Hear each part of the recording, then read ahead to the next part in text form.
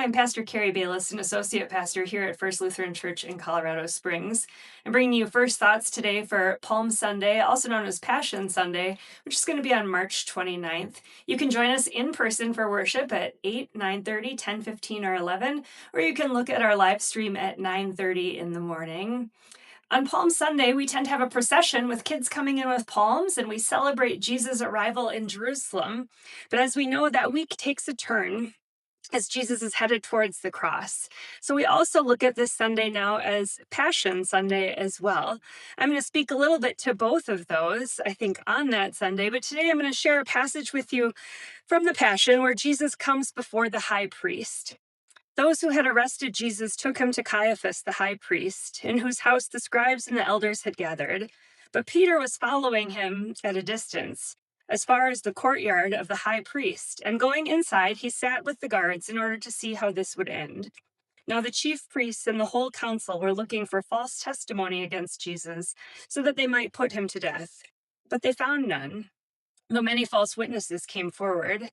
At last, two came forward and said, "This fellow said, I am able to destroy the temple of God and build it in 3 days."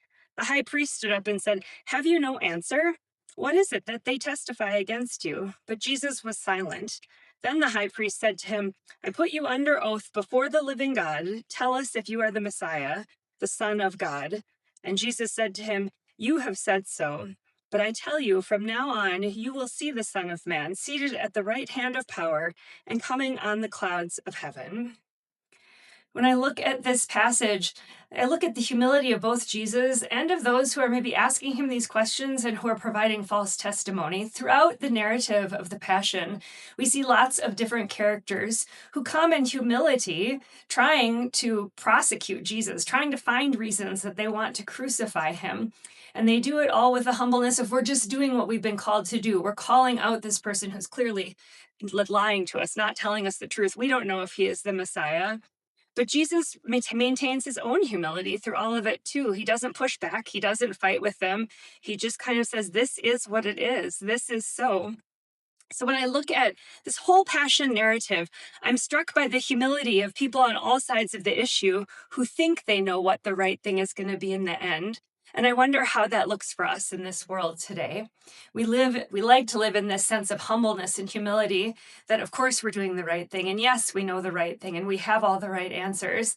But sometimes as the story changes and as our life goes on, we have to change with it.